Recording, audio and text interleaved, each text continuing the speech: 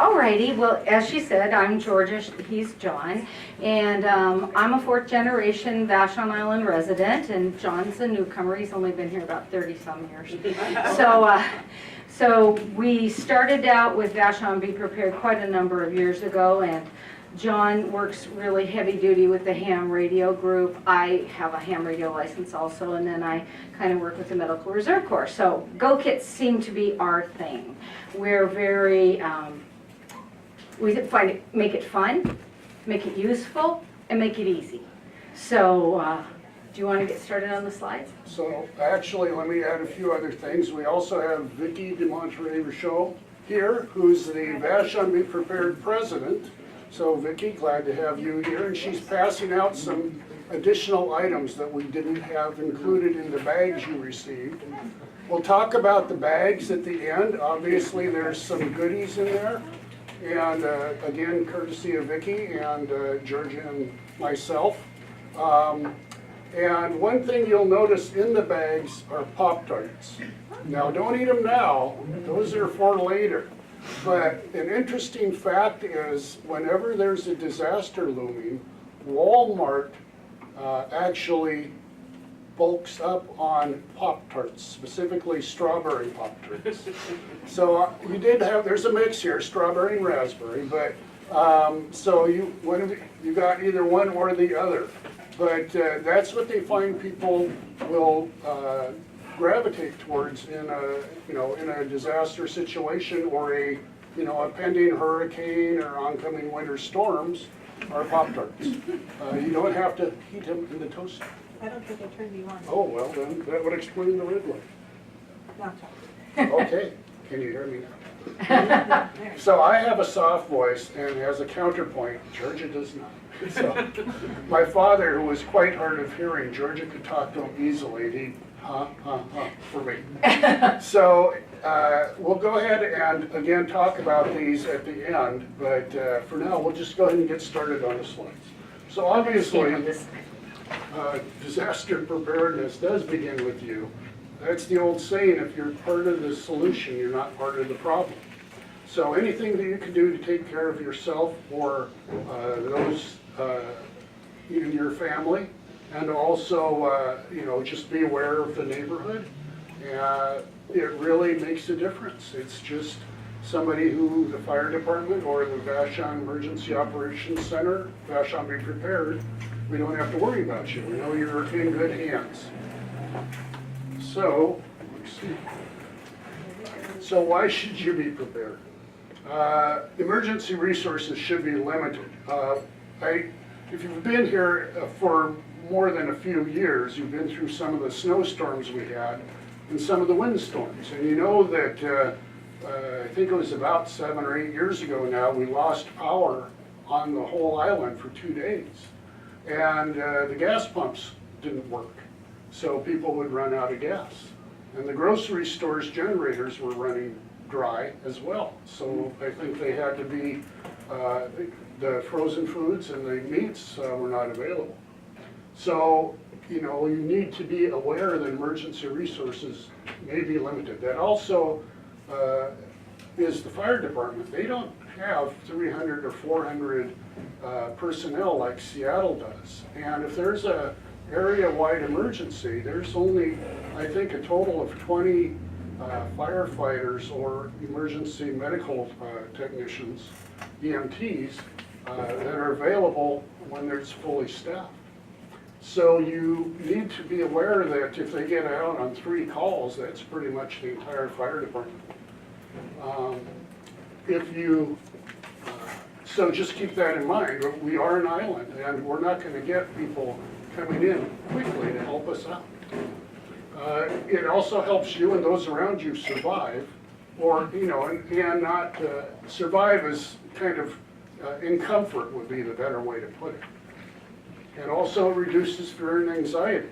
You'll see on the table in front of you, this is what we call our power out kit. And we have 3 lanterns because we like light.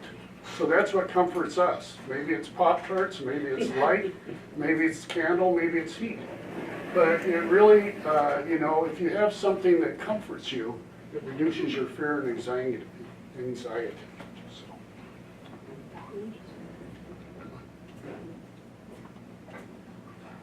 There it goes. okay, disasters in our area. Windstorms, so we'll get to those. But we had one this last week. We'll mention it. Snowstorms are a common occurrence. Have been, not every year, but when we get them, we seem to get quite a bit of snow, and it causes a lot of challenges. It triggers power outages just like the windstorms. Earthquakes are the big ones. They don't happen very often, but if they're big, they're really going to impact us and the whole area. So that's the one we really, at the Emergency Operations Center and at Vashon Be Prepared, put a lot of our focus on, our big earthquakes, because that's going to be the biggest challenge for the longest amount of time for residents of Vashon and Boreal Islands. Ferry outages, there's multiple reasons for those. We haven't had one for a while, but Georgia lived through a ferry workers' strike. And there was one ferry off the north end a day. And she was One a day? one a day off the north end.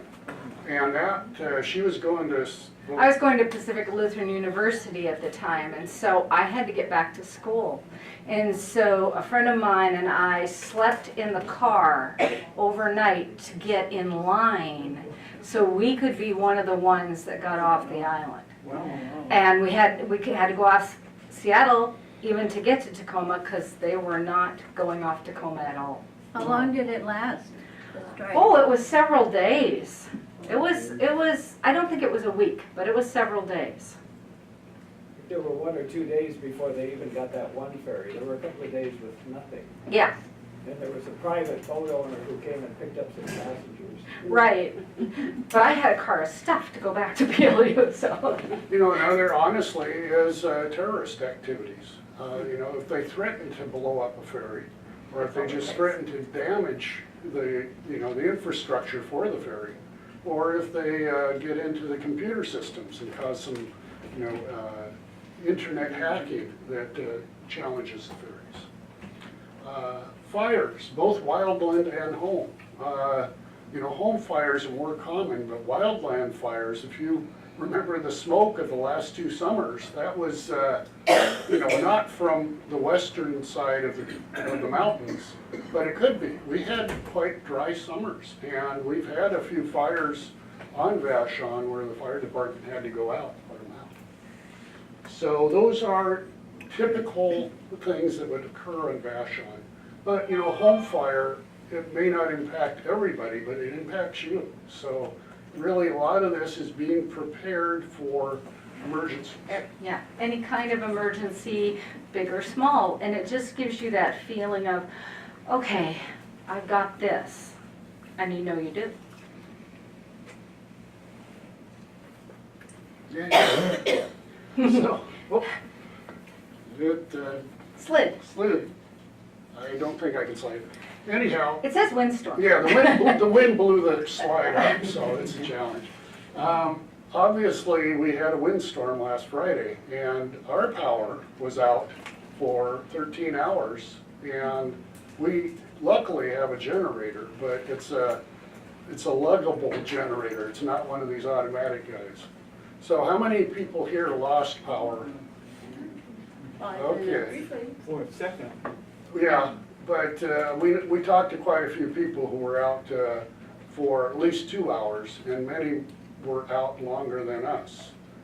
The other thing that happened to my father-in-law and some other neighbors by the Catholic Church, the Comcast was out. So internet was out, phone service was out, and TV was out, which is critical to my father-in-law. And it was out for pretty much 2 days. So nowadays, with the phone service being, not necessarily over reliable phone lines, if it's over Comcast, they have batteries located throughout the island with that are amplifiers, and they amplify the incoming and outgoing signals. So if they lose power After a little bit, they lose communications off island.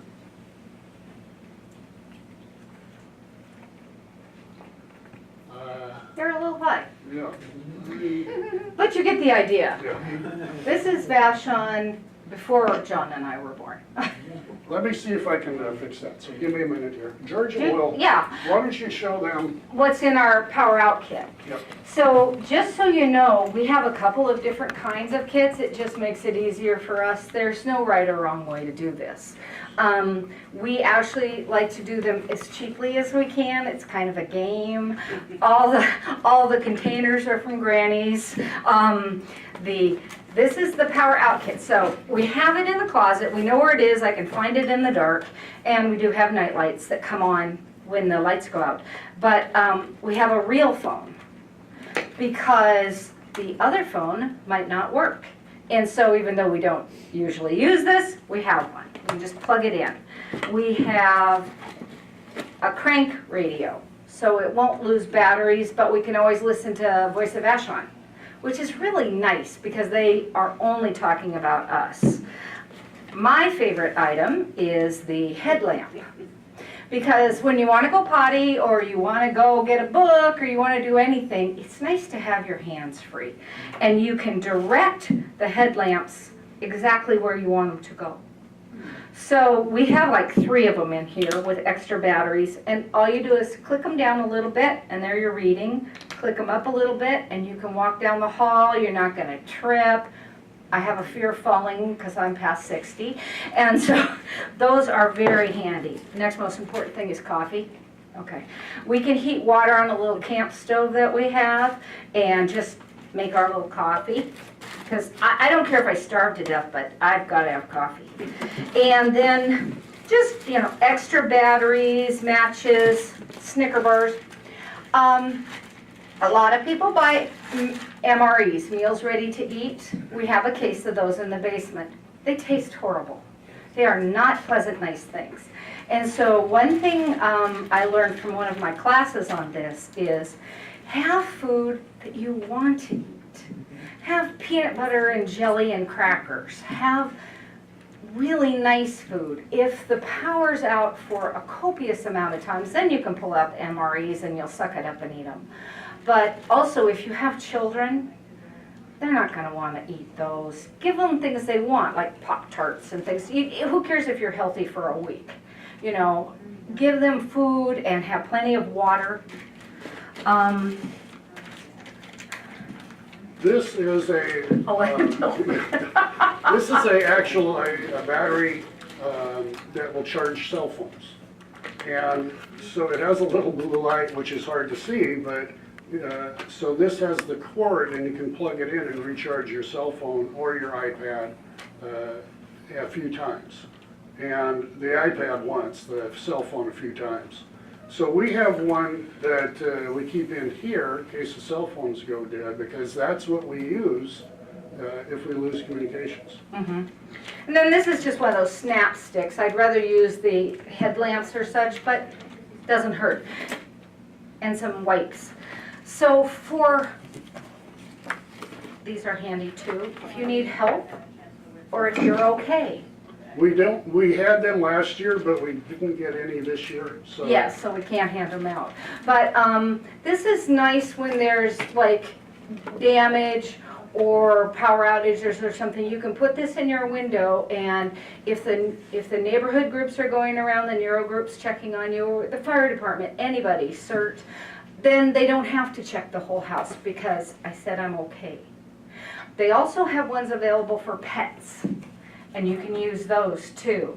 Like if you have to leave to go somewhere but you left the dog, left one dog, left 2 cats, because those are very important. I mean, you know, those are our babies. And most people would rather stay home and struggle through it than go to a shelter or, you know, a warming area or something like that. Vashon Be Prepared has the capability of doing some of those things, but across the board, people would rather try and stay home and tough it out. But the key is one thing.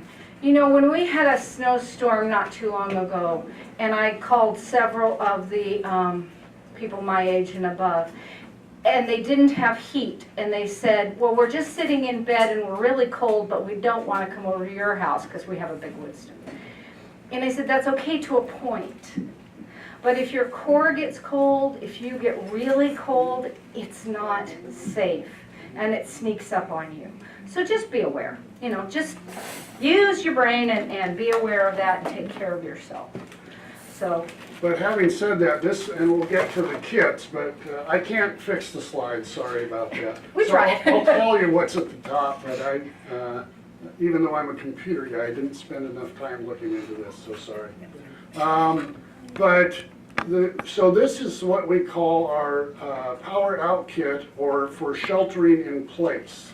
And I think most people would prefer to stay home.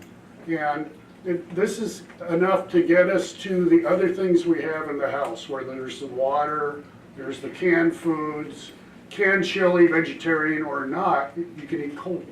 Pork and beans you can eat cold. right. There's, you know, so one of the things is, you know, as you read through these lists to be prepared, you know, when you go to the store the next time, buy an extra can of something you like. And just Yeah. put it away, and just keep that in mind, and use it up. Don't put it away and never touch it again, because in 3 years, it's gonna expire. So buy things you like, and we'll eat. Yes, and what I do is every January I go through all our kits and I update them, and I update the stuff in the pantry. But we keep medications in our kits too, the other ones.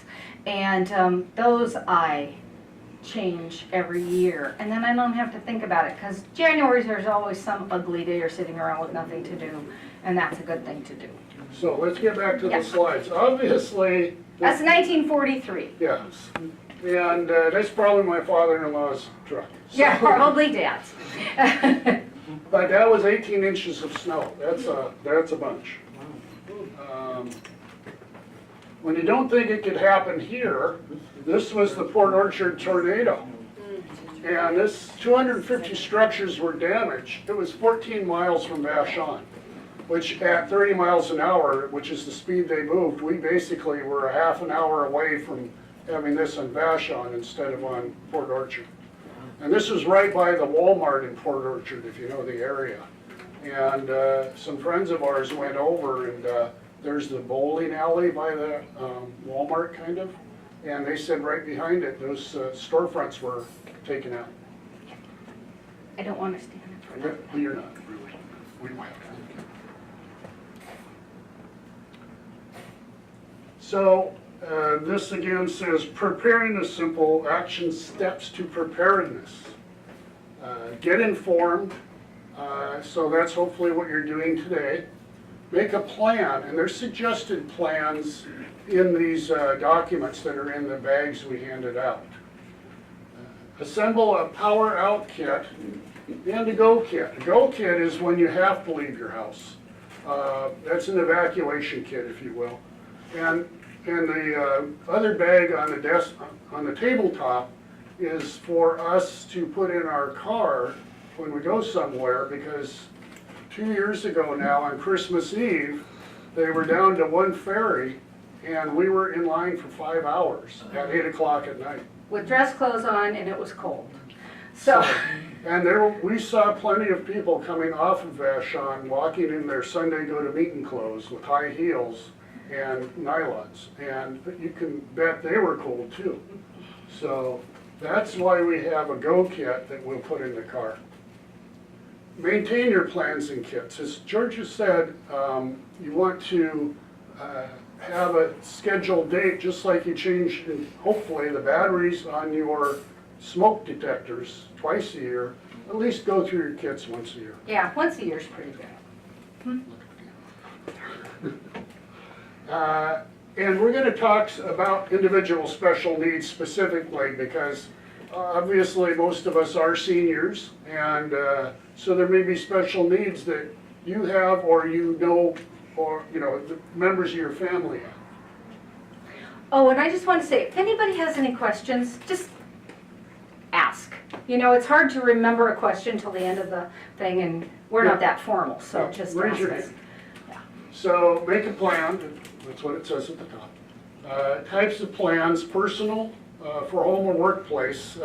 Back when I used to work, I had a little Go Kit at work, and I used it many times because I worked on a mainframe computer in downtown Seattle for a bank.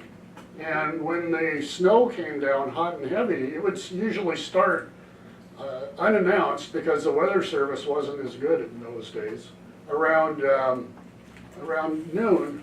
And by 3, we'd have 4 to 6 inches of snow on the ground. And there was no easy way for me to get from downtown Seattle to the ferry dock even, because I took the bus. And the buses would almost quit running because they didn't have the chains on. So I'd stay either on the couch at work or later in a hotel as I got older. I made them pay for that. You need a family plan, and that includes your pets. And, pets they found during Hurricane Katrina. That was one of the big issues where folks would not leave home because the shelters would not take their pets. And people got into big trouble because they would, the water was rising and rising, but they didn't feel they could go to the shelters and lose their pets. So have a plan for your family and for your pets. And then workplace or, community events. Educate your coworkers on, disaster preparedness. We're kind of the evangelists, if you will, of putting these things together on Vashon Island. But if you find that your neighbors maybe aren't quite ready, they're the ones that got too cold, remind them that you can go online and find out this information. We'll give those links at the end of this. But, your workplace, if you're working, make sure your co-workers are also ready, mainly so they don't steal your supplies. So, and same with the neighbors. You don't want them coming over and saying, oh, Pop-Tarts. Yeah. Pop-Tarts. So, anyhow, that's the kind of plans.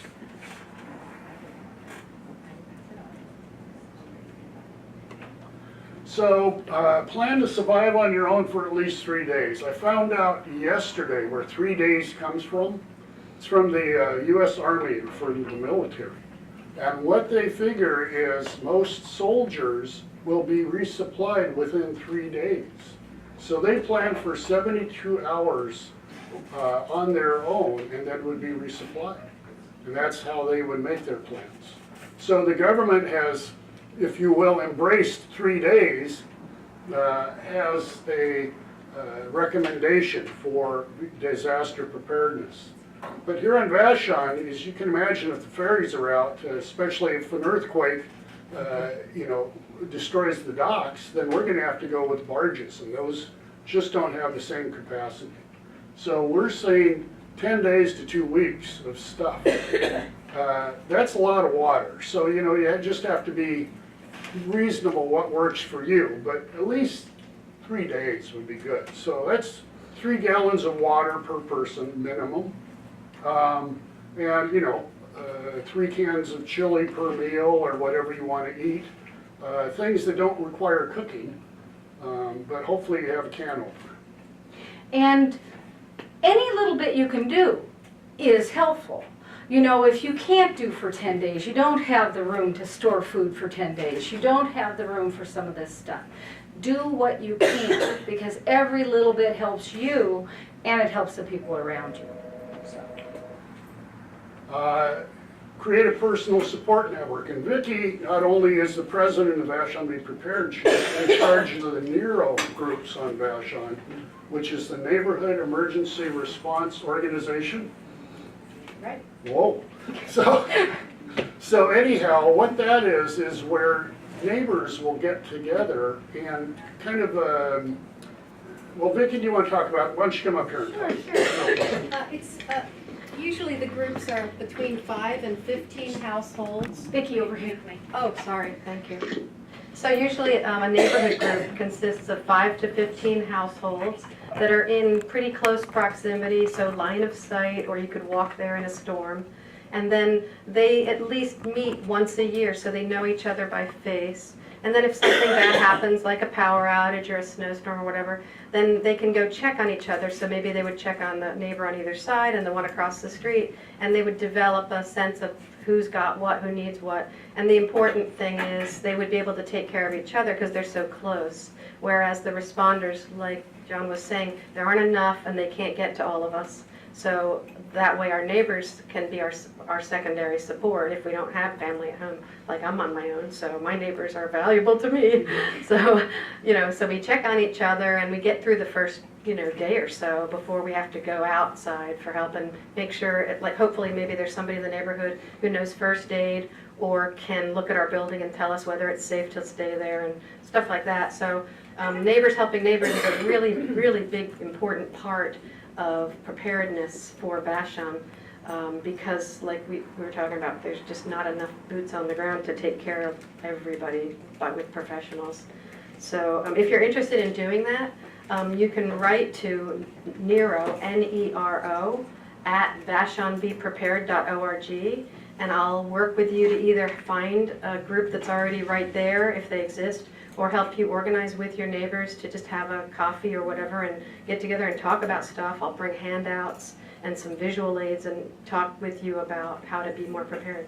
So that's what Nero is. Yeah. Vicki, do you come and meet with, if you have a neighborhood or a group of people, do you come and meet with that group? Sure. Okay. Or if I can't make it, maybe John or Georgia, Yeah. or Somebody will. one of the leaders in the community who already knows the talk. Okay. It's pretty straightforward. Okay. And we can answer some questions specific to your neighborhood, like maybe there's a landslide issue right there or stuff like that. And one thing, like, I remember back when there was a snowstorm and we had an issue with some elderly people who were stuck in their homes because the roads had been cleaned and the snow all got pushed up in their driveways and they couldn't get out. So it's things like that that you have a Nero group for, so that can be taken care of. I have a list of people that, we have our Nero group, but I also have a little list in my mind of people I know who are single or just maybe even two, and I just call them and check on them when there's been something. Are you okay? Do you have what you need? Do you have your medications? And here's my number. Call me back if you need something. So it's, it's Vashon. We just check on each other. And so at that time, when there's a problem, it's a real good thing to be able to have that capability of remembering to do it. So, go ahead. So, plan for services to be unavailable, again, as Vicki said there, and I said, there's not necessarily a lot of fire support. There is, it's a great group, but if there's 50, There's only so many of them. yeah, Well, and we have a lot of mileage to cover. yes. Yes. Same with the sheriffs and so forth. So plan for services to be unavailable, power, water, and so forth. Identify your out-of-area family contact. What that is the phones, if there's a widespread disaster, most people can't call into you, but you can call out. That's just the way it works. So what this is about is having somebody out of area or out of state that everybody in your family knows to call and check in and say, John and Georgia okay, and then my sister would call them, she's in Israel, and my other sister in Arlington would call them and say, we're okay, we're okay. So everybody has a contact to pass information to. And it's one per family usually, try and keep one be the hub, this person who lives in California or out of state somewhere. And then inventory home possessions. That's so important for so many reasons. Fire, theft, water damage, small disasters, big disasters. Copy important documents, that kind of goes with the home possessions. And offsite or on the web, so make a paper copy, or I have basically digitized most of our important documents and store them on Google Drive, which is free. There's Amazon has free storage, Apple has free storage, Microsoft has free storage. And, you know, they're all a bunch of storage. If you're not computer savvy, make paper copies. And- Yeah, safe deposit box, Yeah. family that doesn't live here. Yeah, and store them with somebody you trust. You don't want to go through and find out. Okay, this again is make a plan for pets and service animals. Again, after Hurricane Katrina, one of the things that happened was shelters were, I don't know if it's required or recommended to provide areas for pets for the people who are in the shelters. It's the law. It's the law. And you can't necessarily keep them with you in the shelter, but they provide cages and support food and water for the animals. It's federal law, but it's not necessarily state. Okay. So it would be FEMA-sponsored shelters, not necessarily when the King state. County. Yeah, King County. Plan for an alternate safe location for your pets. Prepare a disaster kit for your pet. If they're on medicines, they have special food needs, or just they have foods they like or a toy they like that they would be comforted by. Something that smells like you is always nice. When I worked at the vets, it's just bring a sweater, bring a, you know, whatever smells like you makes them happy. So this is good also if they get lost. Right. Just having this information if they get lost, a picture of your dog or cat or whatever, goat, whatever it is. So you can post that. And, you know, they talk about in one of the handouts in the, actually the one from the Beachcomber. And again, thanks to the Beachcomber for Yes. getting us these copies. They donated 20 newspapers, so we have those if you need. Just mentioning microchipping. Yes, exactly. it's It's about $10, and it's basically it's a little piece of wire that goes in the neck of the pet. And they go over with a scanner when they found a lost pet, and it's got basically a number in it that's unique to your pet, and they can reunite you with your pet. Keep photos of the pets. You see, again, on the telephone poles, you know, missing pet. And there's a, you know, it describes them, but there's no picture, so it's really hard to know. And again, it's also good for lost pets. So again, sorry for the bit, but we're talking here about the two types of disaster kits. So this says kit should be easy to carry. This obviously is not an easy to carry kit. And as I said before, but some other people have come in, most of our kits are from Granny's. And a lot of the things that we put into our kits are from thrift stores or whatever that we've, you know, put together. So it doesn't have to be a big expense. So this, we went through the power out kit, which is this little one for us. A lot of these things are in the house. So we expect to stay in the house. So this is just to let us Yeah. find those things. Yeah, this is the power out. It lives in the house. We never take it anywhere. But this is the go kit. We actually have, this is part of a go kit. This is the stuck in the car for 5 hours in the ferry line kit. Yeah. So do you want me to? Yeah, go ahead. Okay, so we have hats in case it's raining or it's really cold. We have the warm ones. We have socks. I'm always cold. We have mittens. Many times I actually do dress up and go off island, so there are, John doesn't bring extra pants, but I have pants because I don't always have them on. In the car we have shoes. Just, you know, not tons, but just some. We also have treats, lots and lots of treats. And we have things that go just to make our life a little easier. So we have eating utensils. We have toothbrushes, because I can't stand not having toothbrushes. We have Hand sanitizer. hand sanitizer, dental floss, earplugs, all sorts of things like that. It's just handy. It's handy to have. We also have underwear. Because if you're stuck there for a few days, you might want some wet ones, some tissues, some underwear, just so you, candy. Candy is very important. Things to write on. Pillow, water bag, emergency blanket. One of my friends told me this, and I had never thought of it. When she goes out of the country, or even like to Hawaii, and she goes and flies, she doesn't want to take a big coat and bring it back. She takes one of these, and when she comes back and gets off the plane and she's freezing to death, this is what she uses while she waits for the shuttle to take her to her car. And she said, I look funny, but I don't care. Okay, hand warmers are nice too. And so we have in our cars and in our house, additional items that we didn't bring this time, but they're pre-staged in the car.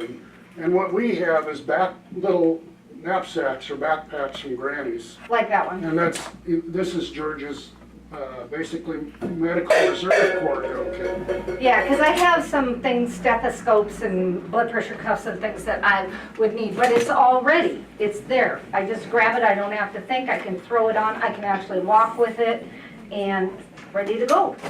And, so we have the water that we might need. We have copies of important personal documents. Again, ours are digitized, and so I keep them on a thumb drive, and they're on the cloud. So, I just wanted to get some. sorry, we're trying to stay in camera, so we didn't know we were going to be stars. I just wanted to show you.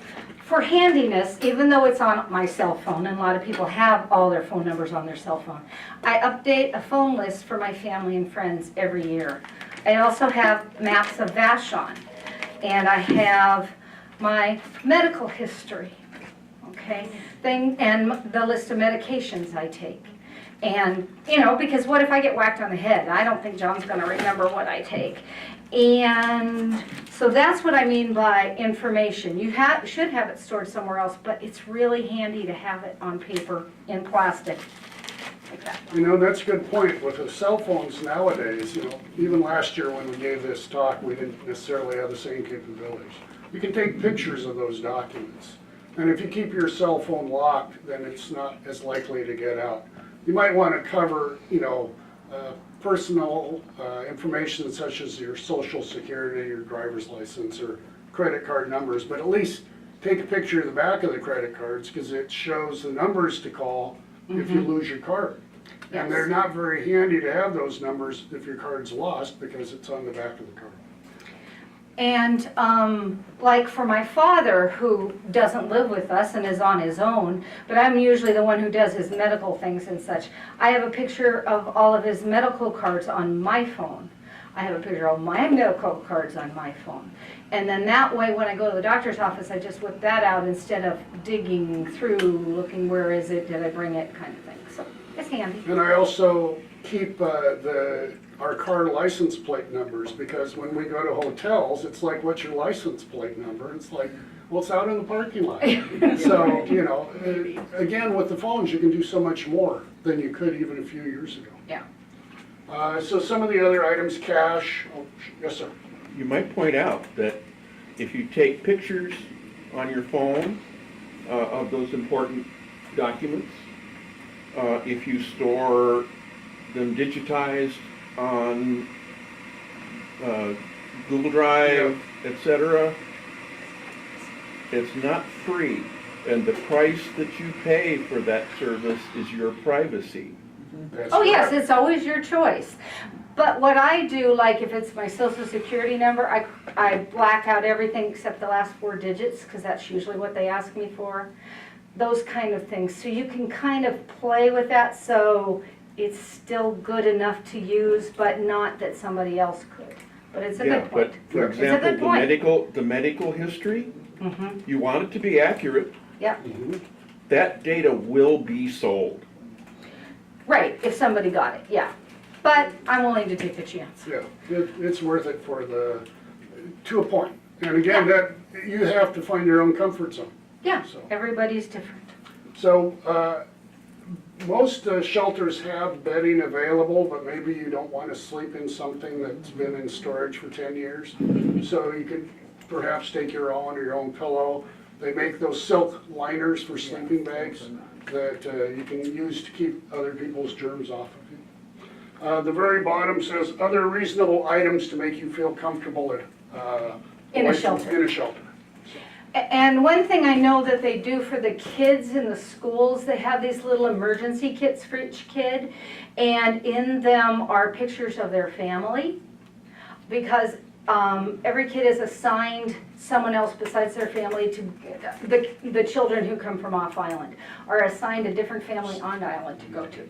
Okay, sorry. So anyhow, kits, that's kind of what we wanted to talk about the most, but Yeah. we're gonna cover some other items, if you will. The important thing is to practice with your kits, and what we do is we just basically, the power goes out, so that's good practice.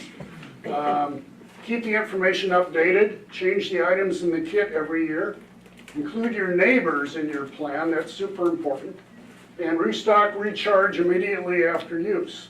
First thing we did when the power came back on was recharge the rechargeables, and we didn't consume any of the consumables, so that wasn't an issue.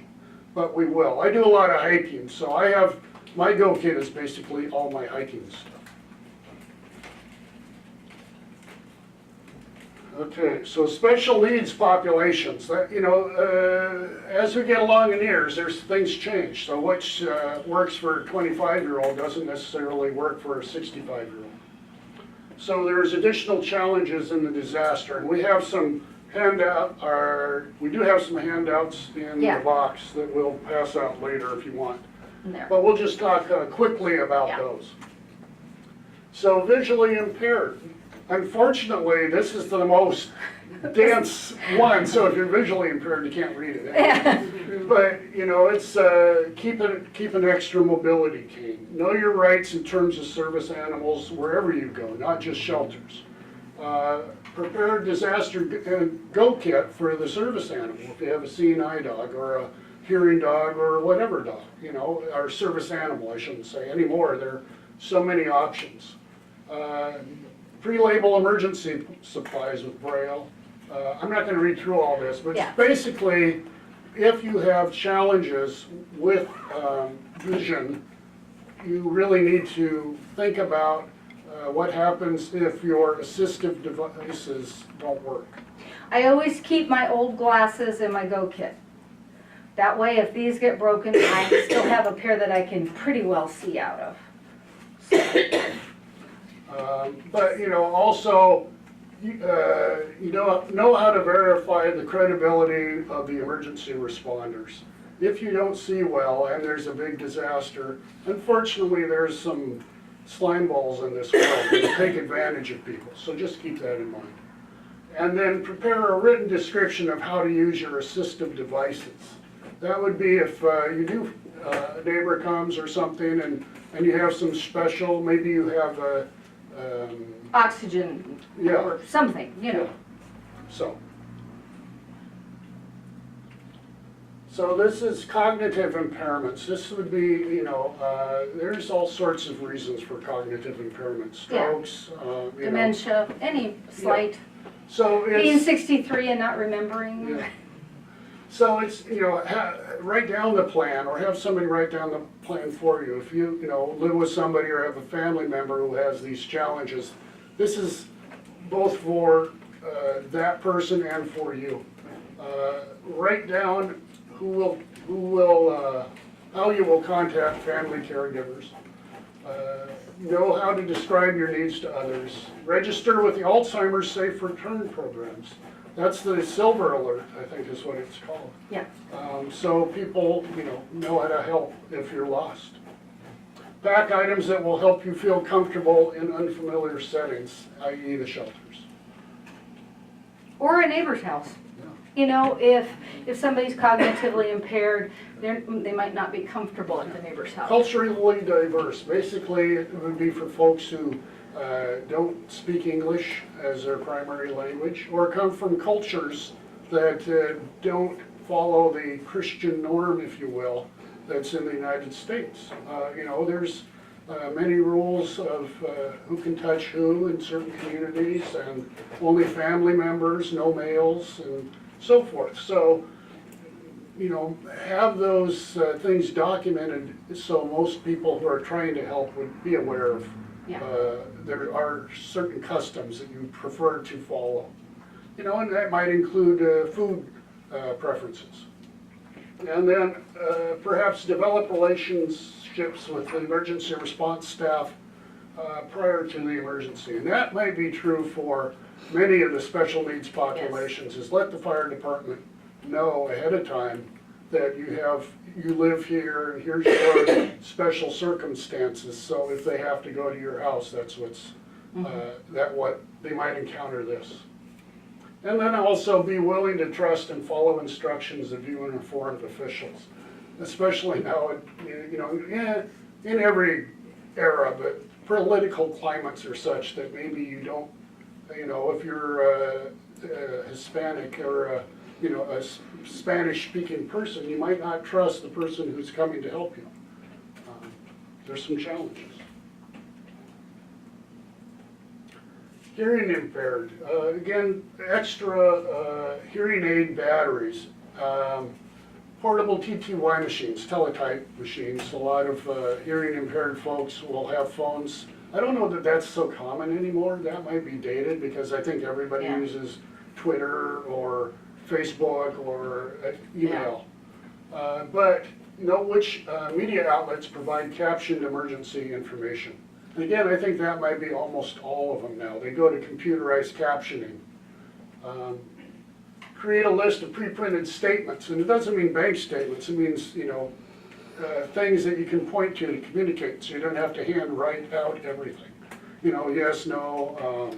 I have pain, point to where, that kind of thing. A friend of mine actually had a brain tumor, and he had a little list that they handed him where they could communicate a lot more readily. It would be, I have pain, how severe is it, and where. Yeah. And it had a little body diagram, so he didn't have Just to point pointed to to himself. it, yeah.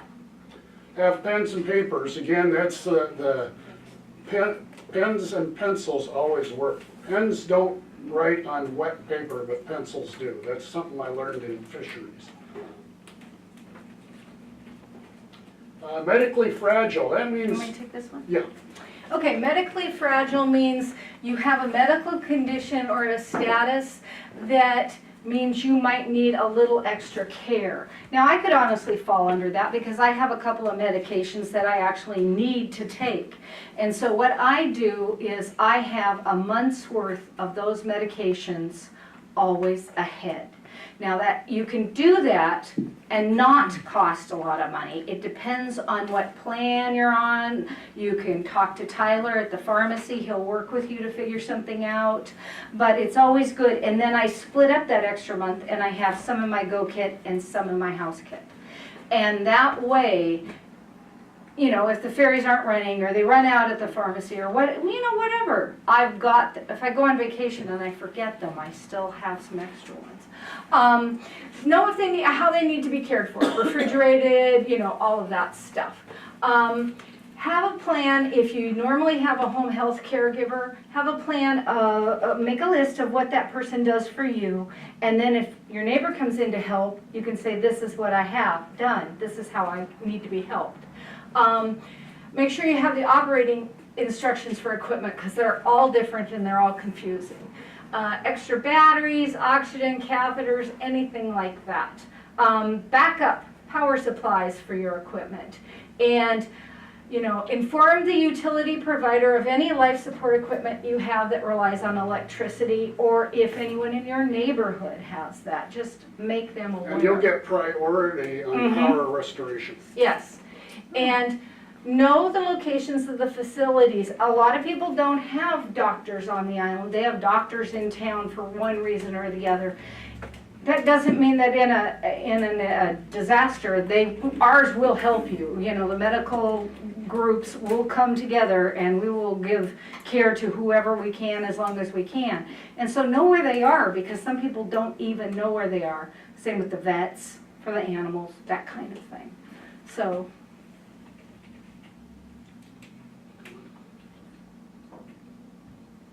Seniors, well, basically, There just keep in mind that maybe as a senior, you're a little slower. You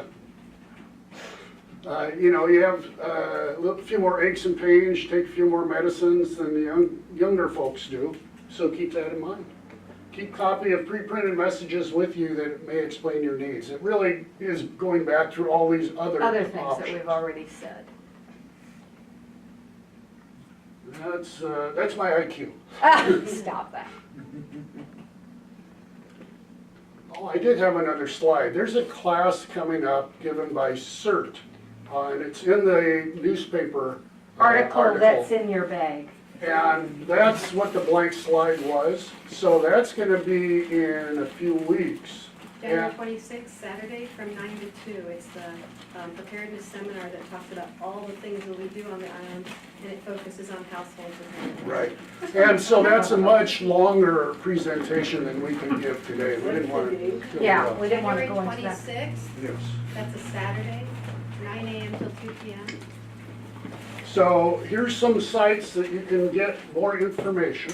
Vashon Be Prepared, again, Vicki being the president, is a good site. It has a lot of links to these others. FEMA has actually some good information. Center for Disease Control, you probably won't go there unless there's a flu pandemic. It's a H1N1 again or something like Right. that. And ready.gov is really FEMA's subset that's talking about these Be Prepared things. And Red Cross has some really good first aid publications. So inside your packets, let's talk about those. Here's this great Vashon Be Prepared produced, but with the cooperation of the Beachcomber paper, and it talks about a lot of what we've discussed. And Nero, and Voice of Vashon, and Shipping Your Pet, and so forth. And then there's the 2 weeks ready. So you open that up. It kind of goes over everything we've said, but it's always nice to have it written down. And so that's a handy little And item. then Vicki passed out the list of contacts. Yes. And the Preparing Makes Sense for Older Americans is a good one too. Of course, its first thing is get a kit and make a plan. And so that's worth just going through it. And if you have any questions, you can always contact us. And then also the Pop-Tarts, we discussed those many times. But really, again, and we have those cards as well in here, the little cards. Yeah, we have those. You We're- do? Yes. Oh, excellent. So, and a whistle, just so you can let somebody know what's going on. Sometimes you get hoarse from calling for help. Always use a whistle. It Yeah. saves so many ways. And then the And that can emergency even be, blanket. you know, when you're in your car and you throw your Go Kit in there, or you already have one that lives in your car, have that whistle, because many times if a car goes off the road, they can't find it. And so if you have the whistle, you can be whistling, and they will hear you much more likely than if you were yelling. And it worked on the Titanic as well. How many feet does that whistle work? How, like, That whistle probably, feet is a relative term. It's what's going on around the noise level. In Mount Rainier, where I go hiking, I have a whistle that's so loud it hurts your ears, and you can hear it for about a mile and a half. So, but it's not what these whistles are. Yeah. So I think that might be the end of the presentation, and it is. Are there any questions? What would you recommend for purifying water if you need large quantities for animals, say? You know, Have a handout. okay. I don't know what level of purity most animals need, honestly. You know, most of our water systems have tanks, so they have a supply of water for a little while. And when our power goes out, the first thing we do is fill up some big kettles. Even before the power goes out, we always fill up the big kettles. Right, and we have water stored. For myself, when I go hiking, I have a little water filter that you basically put water in a pouch and then squeeze it through this little membrane, and it's called a Sawyer mini filter. And it will filter up to 10,000 gallons of water. And it's basically a bunch of micro tubes that don't let bacteria pass through. It doesn't filter viruses. The LifeStraw brand does filter viruses. Okay. The other really is bleach, household bleach. If you buy unscented bleach and put it in the water and let it sit for 20 minutes, there's many, the formula changes all the time, but it's like 10 drops to a gallon Yeah, is what I recall. So I would buy unscented household bleach. Huh, actually, that's what we have. yeah, that would be a great idea. Yeah, because all you need is one of Just those little For bottles. large quantities. Yeah, Yeah. and just let it sit for a while. So, Yeah. any other questions? This has been great. Oh, thank you. Okay, and if you want to come up and look at our Go Kits, you can. Yeah. Thank you. Okay, thank You're you. welcome. Thank you for being here. Look at that, 2 minutes early. We managed. You didn't say anything about your lights. Oh, well, we've got 3 kinds. Actually, we've got 2 kinds, 3 sizes. So this one pulls up like that, and when you push the button, if you hold it, you'll see the light gets dimmer. So that's battery up. That's battery operated. And if you hit it again, actually not this one. This one is a smaller version. This one is our living room light, and this one is our bathroom light. And again, same company, they're really good. And I can't remember the name of the company. But they store nicely. This one is a crank one, so you can recharge it yourself. But it's about a minute of cranking for 10 minutes of light, so it's better to keep it recharged. Yeah. It also has, this one doesn't, this is an older model. The newer ones have a USB port, so you can use this to charge your phone as well. This has 2 different lights. One is on the side, it's a downward facing light, so you can use it when you're walking. It has a little carry handle. This one is the upper light. I'm going to turn this off. It's hard to see. Because it's bright right here. But this also has a dimmer switch. And I like the dimmers because some of them are so bright, you can't even read by them. Right. And then don't forget your headlamps. I'd say that's one of the most used part of my Go Kit is my headlamp. Well, Gosh, and there's some ads, I think the, both hardware stores Yeah. sell these, or variations. Yeah, Thriftway does You too. might get extra batteries though, right? Yep. Because Yep. they all have different batteries. And don't buy batteries from Costco. I bought some that have leaked and destroyed some of these, and these headlamps are $20 to $30. I'm pointing this down because it's so darn bright. If you hold the button on this, it'll get dimmer too.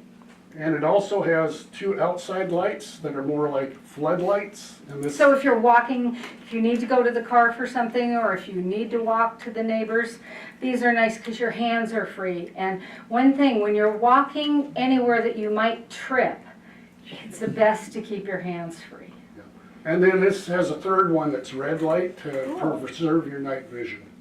So Who makes Or- that? this one is Black Diamond, and these are also Black Diamond because I can see the logo now. So it's a coincidence that we got Black Diamond. I bought these from Sierra Trading Company online. They also have a store in Silverdale now. So, but we like light. That's our happy place. Yeah, That in an emergency situation, what I've learned about batteries is the thing to depend on are alkaline dry cells. That, oh, I have lithium rechargeables. but you can. You might not have a place to recharge them in like a shelter situation. Yeah, You just won't. yeah. Now, the other, I didn't even put in a plug for it, shame on me, but we both have ham radio licenses, as does Vicky. And It's not I see a that hard. Hamish It's not radio hard. there. It's not hard, you don't have to do Morse code anymore. And it's not expensive. And it's, yeah, No, we buy our radios, they're like $35. They're even cheaper. Yeah, and you can, we have on the island what are called repeaters. And what that is when you transmit, it hears your signal and rebroadcasts it. So it's on a high point, there's one at Sunrise Ridge, and there's one at Maury Island where the water tank is, right by the overlook. yes, So. Maury Park. So, you know, that's a good way to stay in touch with your neighbors. When the power goes out, or we have a major outage, a group of the ham radio folks will get on a specific frequency and say, our power's out, our power isn't out. So we get a quick snapshot of what's going on the island. Right.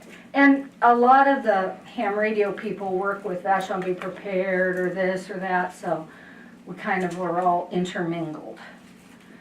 That's something to ask when you talk to your neighbors. Is anybody licensed for ham radio?